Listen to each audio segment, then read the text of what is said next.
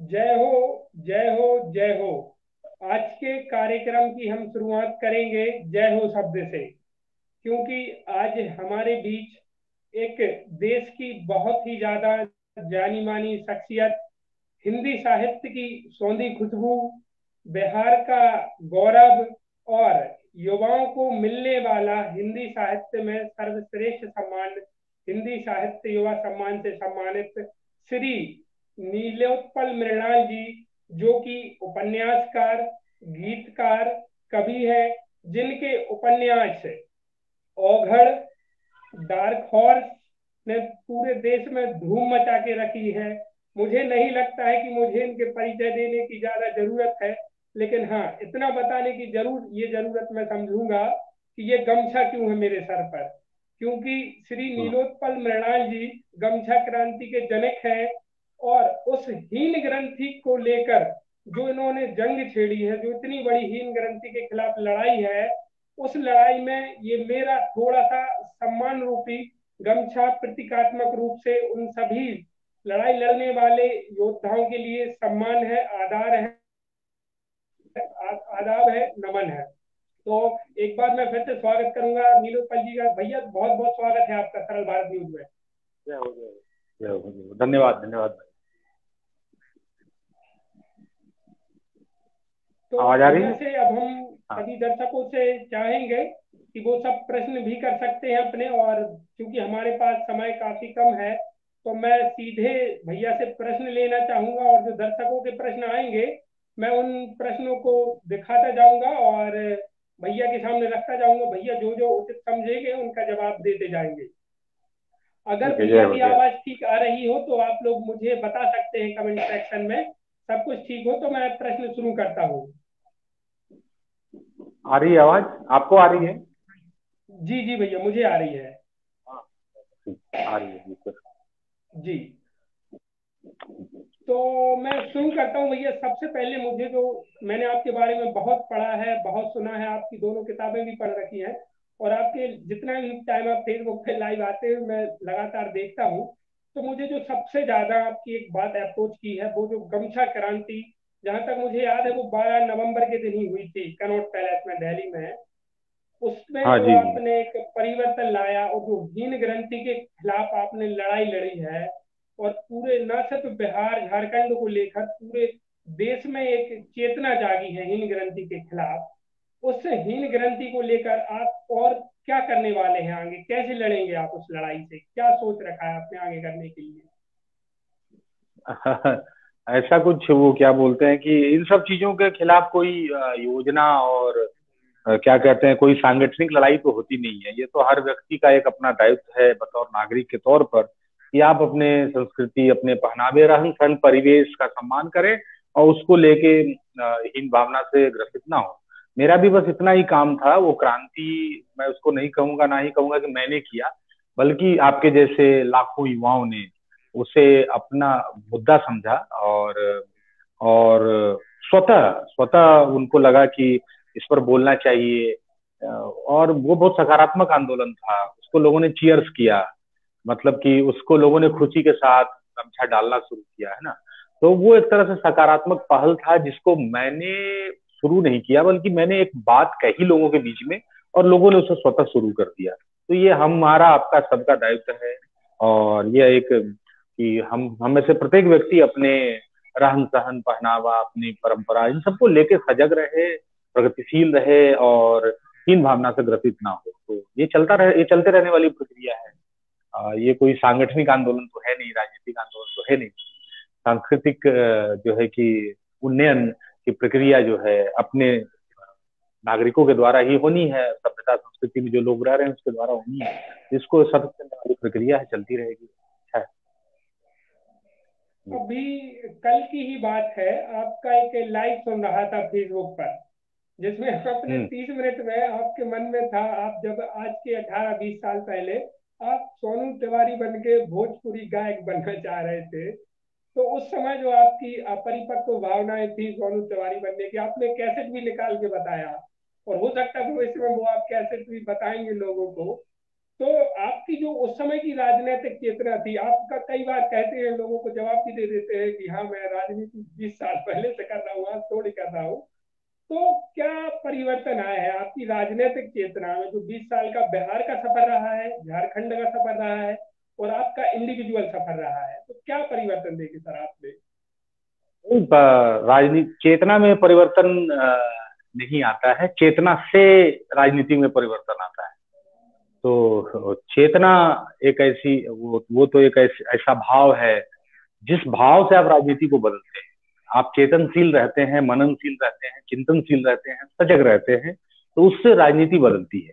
तो इन 20 सालों में राजनीति जिस तरह से बदली है, बदली क्या है, जिस तरह से उसमें गिरावट आई है, उसका अवमूल्यन ही हुआ है।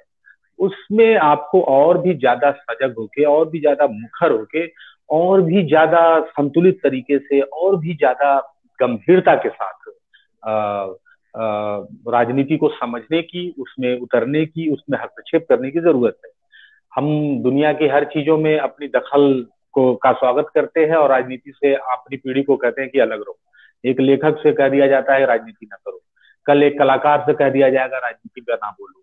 तो मुझे लगता है कि ये धारणा बदलनी चाहिए। अगर आप एक विद्यार्थी नहीं बोलेगा राजनीति पे, एक समाजसेवी नहीं बोलेगा, एक लेखक नहीं बोलेगा, एक कवि नहीं बोलेगा, एक कलाकार नहीं बोलेगा, तो आप राजनीति को वॉक ओवर दे देंगे क्या उन लोगों के लिए जिन्होंने निर्वाचन का केवल फॉर्म भरा है, इसलिए उनको ही राजनीति पे बोलने का हक है?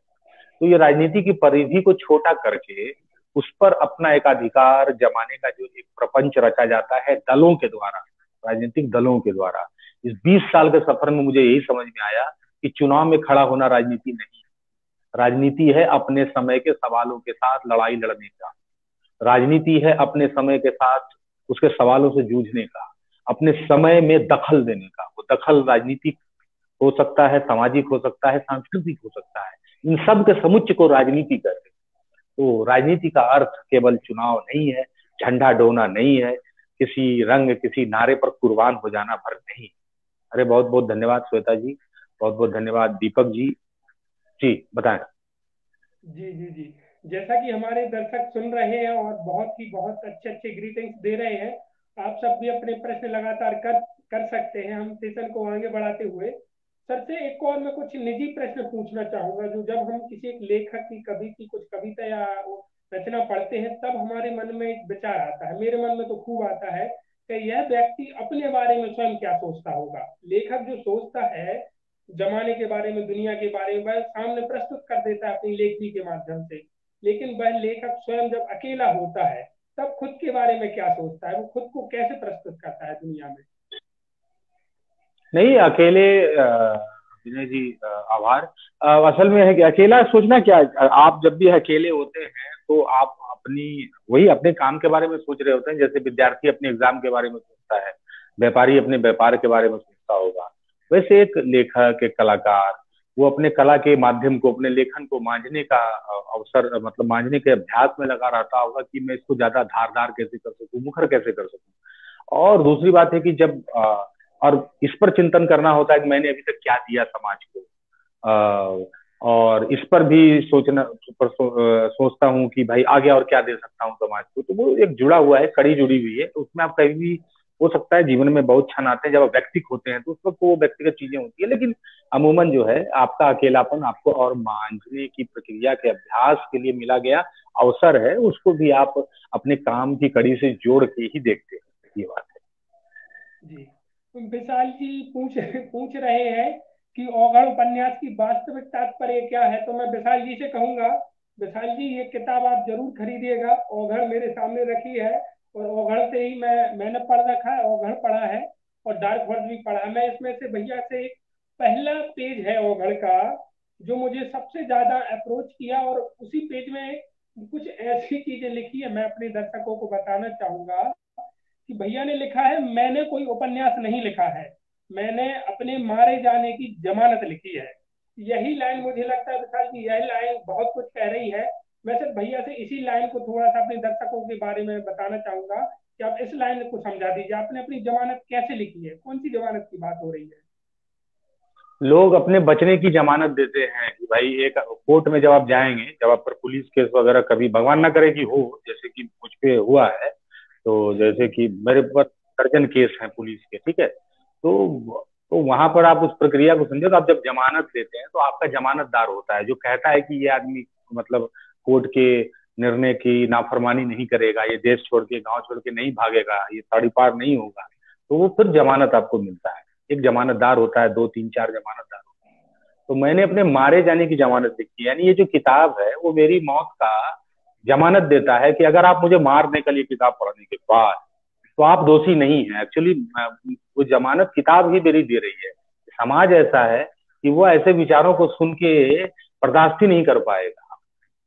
इस सेंस में लिखा गया है कि मैंने उपन्यास नहीं लिखा है, मैंने अपने मारे जाने की जमानत लिखी है। यानी कि आपकी कोई गलती नहीं है, आप क्रोधित हो जाएंगे, आप आक्रोशित भी हो सकते हैं, आपको बुरा भी लग सकता है, इसमें आपका कोई दोष नहीं है। वो तो इस उपन्यास का दोष है, इस लेखक का दोष है कि वो ऐसा सच क्यों लिखा जा रहा है। यही है कि मैंने अपने मारे जाने की जमानत लिखी है असल में। बहुत ही आप इस गूढ़, बात से बहुत रोक ही नहीं, गहरा। आपने मुझे मारा। जी जी जी, बहुत ही गुड। सर विनय सेन जी भी कह रहे हैं कि सर आपको इतना सारा मोटिवेशन कहाँ से मिलता है, प्रेरणा स्रोत क्या है आपका वही ये सब छा समाज जाने के समाज पीछे? अगर आप एक सामाजिक जीवन जब जीते हैं तो उस यात्रा में आपको हर चीजें मिलती हैं। आप मैंने डार्क हॉर्स में एक लाइन लिखी थी कि सूर्य की रोशनी में जो चीजें भी दिख रही हैं वो सब यूपीएससी का सिलेबस है। वही बात यहाँ भी है। वो सिलेबस जो है, वो जो ऑब्जर्व करेगा वो जीवन में सब कुछ वहां उसको मिल जाएगा, चाहे वो लेखक बने, चाहे वो इंजीनियर बने, चाहे वो डॉक्टर जी जी जी जी सर जी। बने। और मेरे सामने विशाल जी कह रहे हैं सोनू तिवारी से दमनाल नीलोत्पल बनने का सफर को बताइए भैया। मैं विशाल जी से कहूंगा, विशाल जी आप भैया की टाइमलाइन पे जाइए, अभी आप अपना एक छठ के गीत के साथ वीडियो भी भैया को सेंड करिएगा। और उनका कल का एक लाइव सेशन है, करीब 30 मिनट का है। उसमें भैया ने अपना पूरा सोनू तिवारी से नीलोत्पल मृणाल तक का पूरा सफर बखूबी विस्तृत तौर पर और बयान लेकिन किया मैं है, करके बता आप दूं, उसको जरूर सुनिए। एक बात बस इसमें एक बात है कि असल में सोनू मेरे घर का नाम है बचपन का, और नीलोत्पल मरनाल भी मेरे बचपन का ही ऑफिशियल नाम है। यानी कि मैंने एलकेजी में जब एडमिशन लिया था तो भी मेरा यही नाम था, नीलोत्पल मरनाल। तो ये ऐसा नहीं है कि मैं जब हिंदी का लेखक होने लगा तो मैंने ये नाम बदला होगा, ऐसा नहीं। वो मेरे जन्म के बाद जो नामकरण होता है 6 महीने के बाद, वो मेरा नाम नीलोत्पल मरनाल ही है। तो सोनू घर का नाम। जी बताइए। भैया मैंने मुंशी प्रेमचंद को भी पढ़ा है, और जो यूपीएससी के हिंदी साहित्य में जितने भी लेखक हैं, कवि हैं, इवन तुलसीदास, सूरदास, सबको पढ़ा है। लेकिन मैं अतिशयोक्ति नहीं कर रहा हूँ कोई। जो सौंधापन आपको पढ़ने में मिलता है, इवन आपको देखने में मिलता है, और अभी हम चर्चा करके जो यथार्थवाद के दर्शन होते हैं, कोई इतना अच्छा राइटर कैसे बिल्कुल जमीनी हकीकत को ओत प्रोत कर लेता है खुद के अंदर, कैसे आप वो सौंधेपन को मेंटेन किए हुए हैं, कैसे इस यथार्थ को बखूबी प्रस्तुत कर देते हैं, अपनी लेखनी हो या अपना चरित्र हो या अपना पहनावा हो, इसके पीछे क्या करते हैं, आप क्या सोचते हैं? नहीं, आप वही मैं कह रहा था कि आपको अपने आसपास में रुचि कितनी है ये देखने वाली बात है। आप मैं हरदम कहता हूँ कि गांव में होना, गांव का होना अलग अलग बात है। तो गांव का होना महत्वपूर्ण नहीं, उसमें होना जरूरी है कि आप उसमें रुचि कितना लेते हैं। लोग राजनीति में रहते हुए भी राजनीति से उदासीन है, उनकी रुचि नहीं है जन सेवा में। लोग डॉक्टर होते हुए डॉक्टर अपने सेवा से उदासीन है, वो गांव के हॉस्पिटल में ट्रांसफर करवा लेता है, वहां नहीं जाता है ना। तो आपकी रुचि है कि नहीं, आप जिस समाज में जी रहे हैं, अगर आप आपकी रुचि है तो वैसे ऑब्जर्व करेंगे, वहीं से चीजें आती हैं। इसके लिए कोई खास मेहनत या कोई खास टैलेंट होना कतई जरूरी नहीं है।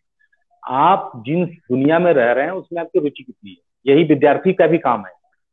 आप जो पढ़ लिख रहे हैं, यही मैं कह रहा हूँ बार बार, वही कि सूर्य की रोशनी में जो चीजें दिख रही हैं उस सब में आपकी रुचि है कि नहीं। अगर है तो वो आ जाएगा, उसके लिए कोई एफर्ट नहीं लेना अलग से, वो कुछ अलग नहीं है। जी, मोनिका अवस्थी जी का प्रश्न है, पर्सनल प्रश्न है कि भैया डार्क हॉर्स में आपका फेवरेट कैरेक्टर कौन सा है? देखिए, मेरे लिए तो सब हैं, उसके जो अच्छे बुरे जो भी कैरेक्टर हैं वो सब मेरे फेवरेट हैं, क्योंकि सब जो है मेरी कलम से निकले हैं, और मैं किसी के साथ ये नहीं कर सकता कि वो वाला जो है मेरा है नहीं, है ना। तो इस तरह से जो है। जी जी। वो भैया जो सब है अभी अपने छठ का सब। गीत आया है आपका, छठ का गीत आया है, वो जिन जिन ने सुना है, ना सिर्फ वो बिहार झारखंड में सुना जा रहा है, बल्कि आपकी मैंने पेज पे देखा, टाइमलाइन पे देखा, देश के कोने कोने से लोग उसको खूब मंत्रमुग्ध होकर सुन रहे हैं और सब वीडियो भेज रहे हैं। उसके बारे में आप थोड़ा सा बताइए, छठ के सॉन्ग वो कैसे बना, क्या दिमाग में था, और वो अभी तक क्या उसके हाँ, बारे में छठ प्लान है छठ आपका? छठ छठ तो हम लोगों के लिए बड़ा वो जो है कि एक बड़ा पर्व है, महत्वपूर्ण पर्व है। तो हम लोगों को भी इस बार मौका लगा तो लगा कि भाई छठ का जो बड़ा व्यापक संदेश है वो केवल इतना नहीं कि वो बिहार का लोक पर्व है ना, उसका संदेश इतना हम नहीं चाहते हैं। वो बिहार उसके मूल में है बिहार, लेकिन उस पर्व का संदेश बहुत बड़ा है, बहुत व्यापक है, जिसमें प्रकृति है, पर्यावरण है ना, लोक की चिंता है, लोक मंगल है। तो उस लोक मंगल की भावना में सर्वहित कैसे आता है, सर्वहित मतलब संपूर्ण मानवता, उसको लेके कुछ गीत मुझे लगा कि होना चाहिए, इस तरह से लिखा जाना चाहिए।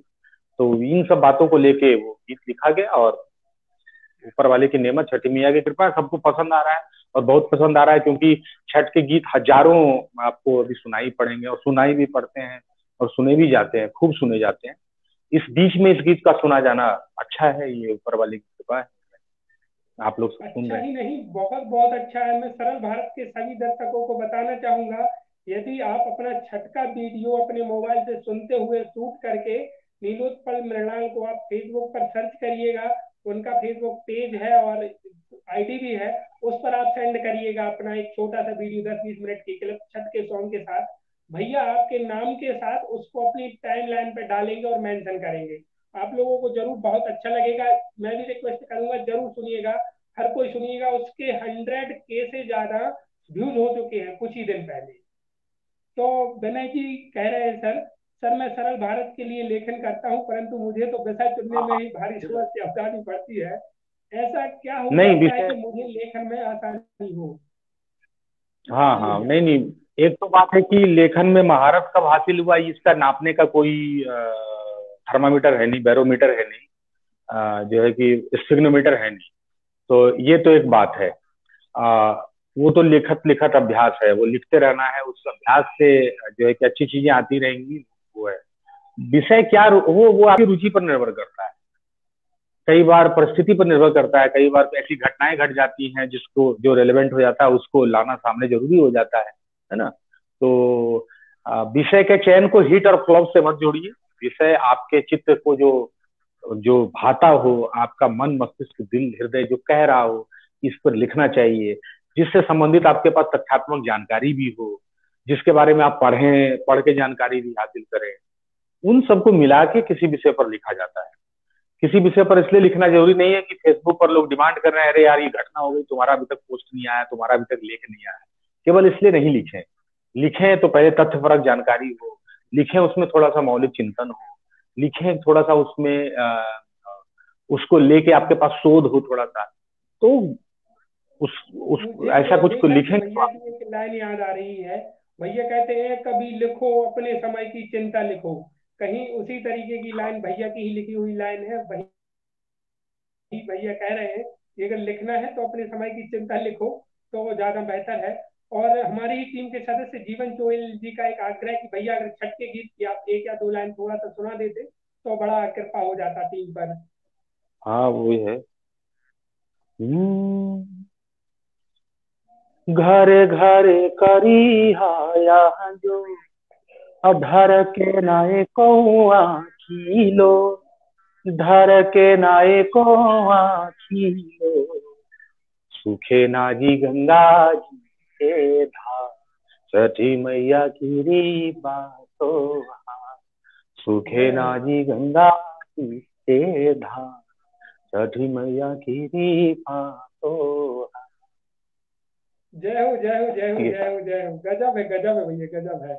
और मैं इसी के साथ सरल भारत के दर्शकों को बताना चाहूंगा, भैया की जल्द ही एक और किताब आने वाली है, जो ओघड़ और डार्क हॉर्स। मुझे निश्चित तौर पर ये निश्चित हूं मैं इस चीज को लेकर कि यहाँ पर सभी यूपीएससी के एस्पिरेंट ही हैं जो हमारे दर्शक हैं, उन सब ने इन दोनों किताबों को बहुत पढ़ा होगा, और सभी दोस्तों को भी गिफ्ट करिए मैं चाहूंगा।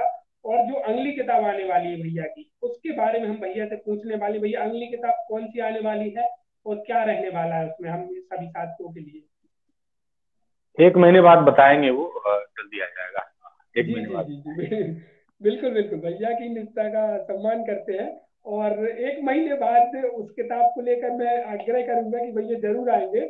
और भैया एक और चीज बिल्कुल। है, मैंने आपको ही सुना है, कई चैनल पे सुना था कि जो साहित्य में सरोकार है, इस पर आपने कुछ लिखा भी है, गाया भी है, उसको आप युवाओं को कैसे बताएंगे कि साहित्य में सरोकार, जैसे कि आप, वो तो आप जैसे पुरोधा बहुत बेले ही होते हैं तो साहित्य के लिए कुछ कर जाते हैं, बिहार का गौरव बन रहे हैं, लेकिन और आम युवाओं की रुचि उतनी कम होती जा रही है साहित्य में, उसके लिए आप क्या कहेंगे युवाओं से? नहीं नहीं, ऐसा कुछ नहीं है कि रुचि कम होती जा रही है। अगर आप अगर प्लास्टिक का चावल दे देंगे खाने को तो कोई खाएगा कैसे, और आप सामने वाले को कहेंगे कि तुमको भूख नहीं है। तो आप कृत्रिम चीजें परोसिएगा तो फिर दिक्कत है। आपको लगेगा कि आपको लगेगा कि नहीं यार, चीजें खत्म हो रही है। आज से 5 साल 6 साल पहले ये हिंदी में बहुत शिकायत थी, पाठक नहीं है, पाठक नहीं है ना। और आज हमारी किताबें लाखों बिक रही हैं। तो ये पाठक अचानक कहाँ से आए? तो इसलिए ये शिकायत बेकार है कि नई पीढ़ी को रुचि नहीं है। नई पीढ़ी को खूब रुचि है। असल में हम असल में कितना खांटी कितना असली लिखने का प्रयास कर रहे हैं। अच्छा है खराब नहीं, अच्छा भी लिख सकते हैं खराब भी लिख सकते हैं, लेकिन असली तो हो। मतलब भाई, सब्जी असली तो हो, भले वो सड़ा हुआ मार्केट में हो, आप छांट दीजिए, अच्छा वाला ले लीजिए, लेकिन वो प्लास्टिक का तो ना हो। तो कई बार हम लोग ना खराब अच्छा से परे असली नकली का अंतर नहीं समझ पाते हैं। अच्छा खराब में कोई दिक्कत नहीं है, जो अच्छा होगा टिकेगा, खराब बाहर हो जाएगा, लेकिन वो असली तो हो, सजीव तो हो, यथार्थ तो हो। ये बात है। तो इसलिए पाठक खूब हैं हिंदी में। हिंदी साहित्य में पढ़ने वाले खूब हैं, लिटरेचर पढ़ने वाले खूब हैं, अंग्रेजी साहित्य भी पढ़ने वाले खूब हैं। जरूरत है कि आप अपने वक्त का सच लिख रहे हैं कि नहीं। आपके पास वो कलछुल, वो चाकू है कि नहीं जो अपने वक्त को खुरच सकता हो। अपने वक्त को खुरचने का अगर आपके पास औजार नहीं है, तो फिर आप अपने समय को व्यक्त करने का दावा व्यर्थ करते हैं, है ना। तो सबसे पहले आपको जरूरी ये होता है कि आप अपने समय का सच कितना कितना लिख पाते, ये महत्वपूर्ण। जी जी। डार्क हॉर्स में भैया यूपीएससी के बारे में, उनके सफर के बारे में, उनके पकने का, गलने का, तपने का बहुत कुछ बयान कर चुके हैं। मैं भैया से एक और रिक्वेस्ट करूंगा, भैया कुछ एक ऐसी चीज बताइए आप अपने बारे में जो लगभग अभी किसी को पता ना हो, आम जनता को पता ना हो, सिर्फ आप पहली बार यहाँ बता रहे हो, अगर आपको अच्छा लगे तो जरूर बताएं भैया।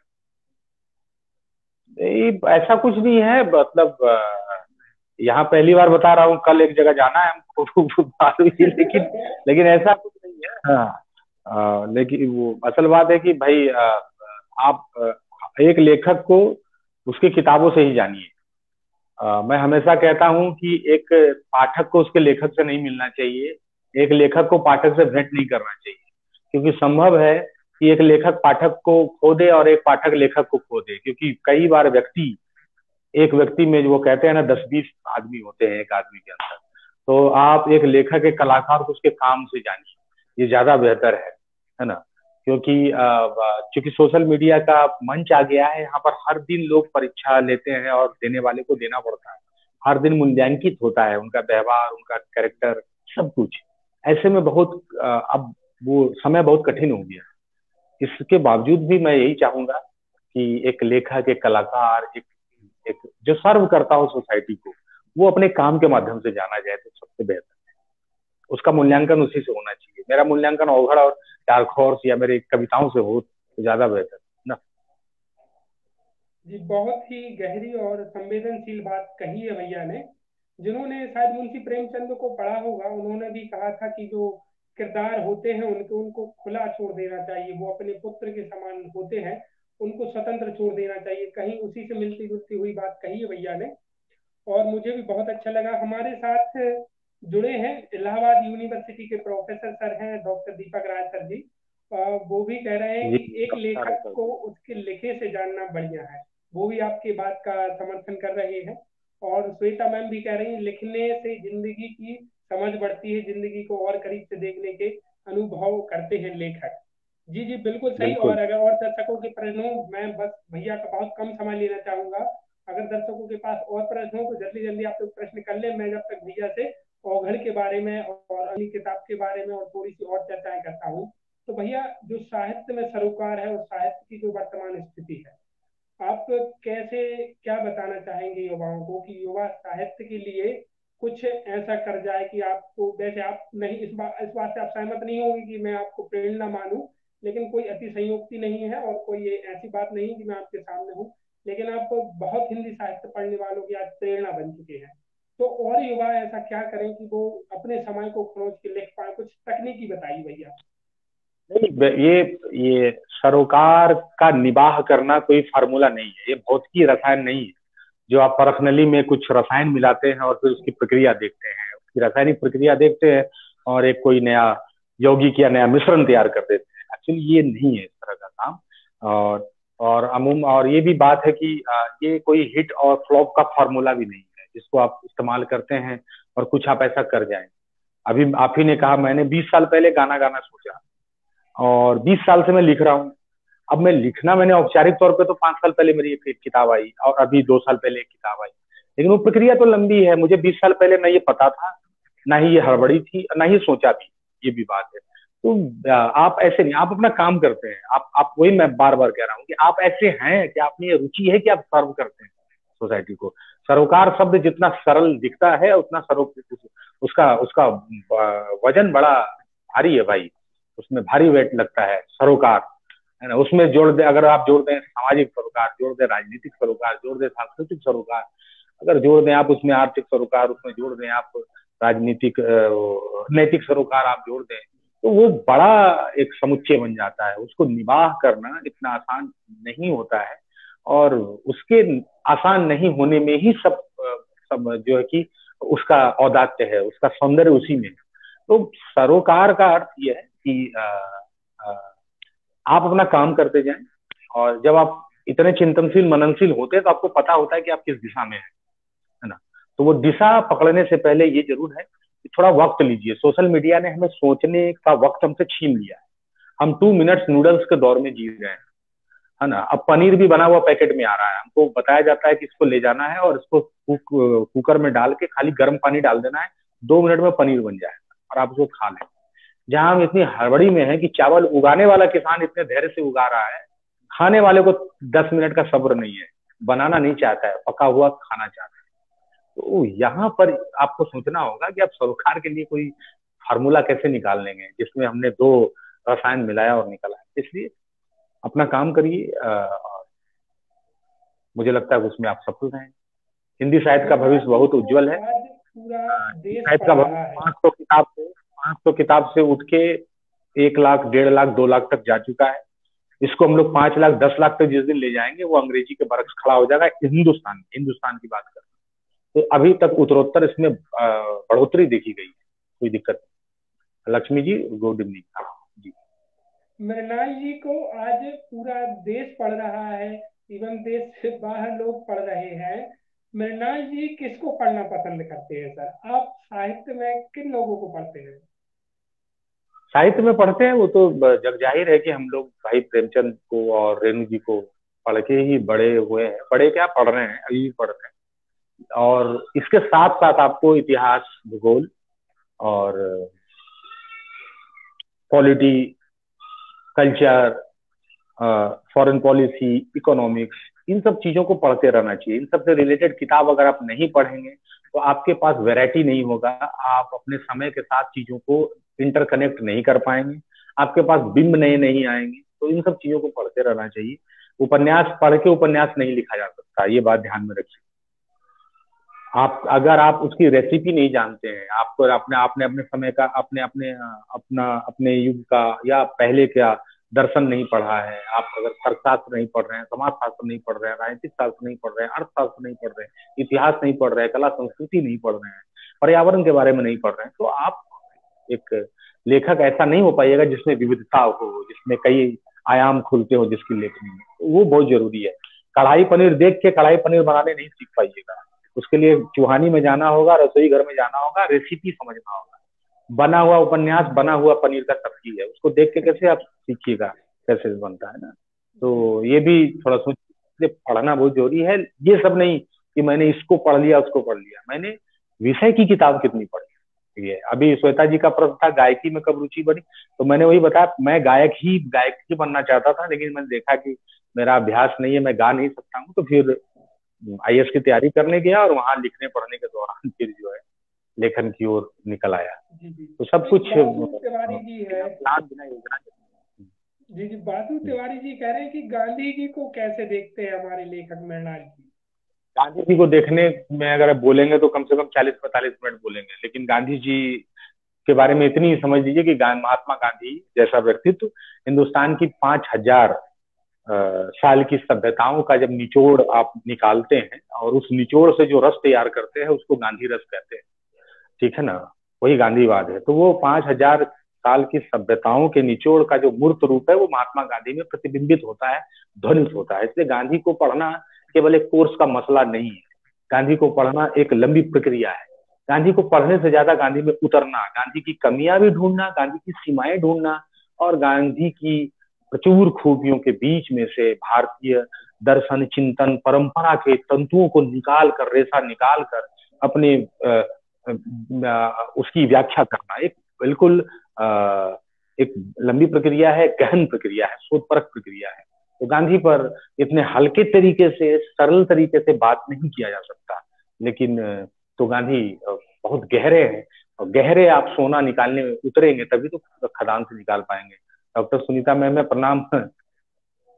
और बिल्कुल बिल्कुल सही कहा। स्वागत। भैया एक और चीज होती जा रही है, जैसे कि सभी ने अभी नीलोत्पल मृणाल का उपन्यासकार के तौर पर रूप देखा है, गीतकार के तौर पर देखा है, कवि के तौर पर देखा है।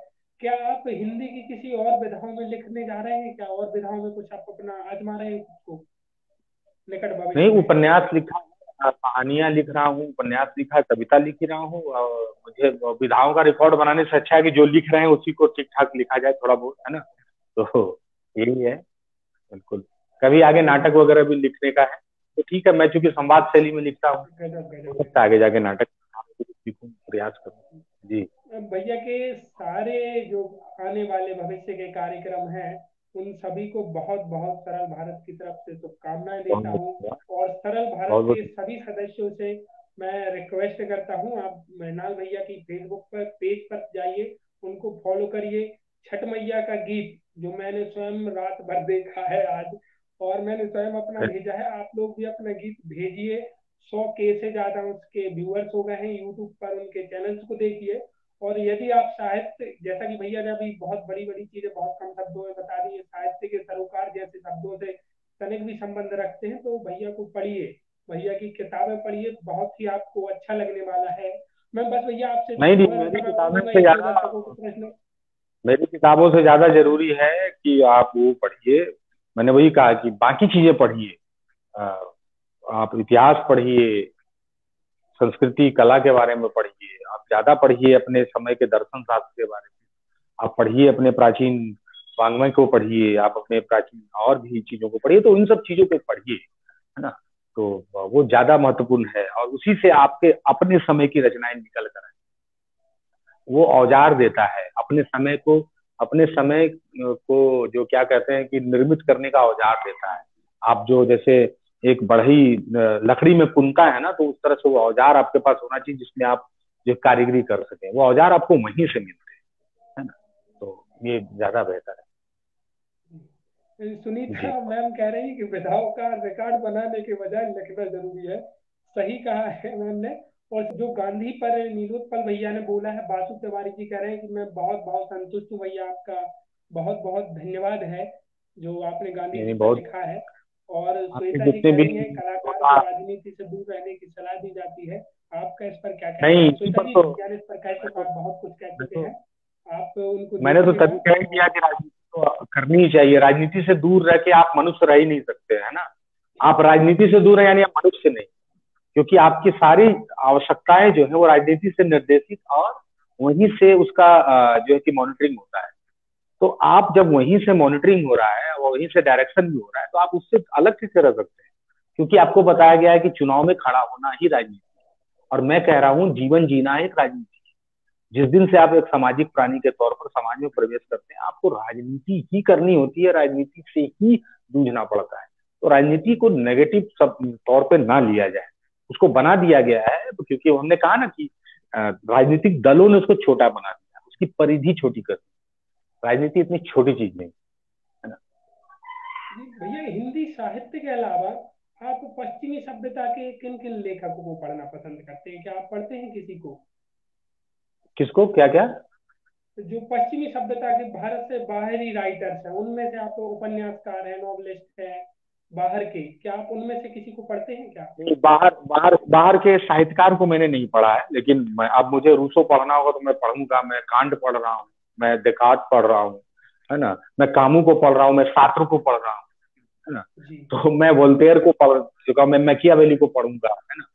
तो मैक्स वेबर को पढ़ूंगा, वहां मैं पढ़ रहा हूँ, उनके विचारों को पढ़ रहा हूँ, मार्क्स को पढ़ रहा हूँ। लेकिन साहित्यकार को मैंने नहीं पढ़ा है।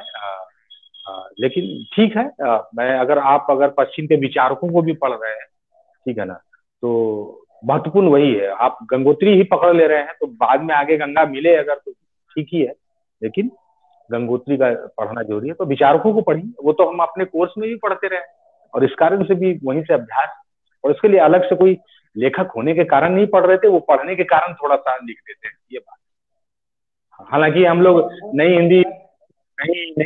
नई हिंदी वालों के बारे में ये, हालांकि एक खूबसूरत सा भ्रम है, कुछ फहमी है लोगों के दिमाग में कि ये लोग क्या पढ़ते होंगे।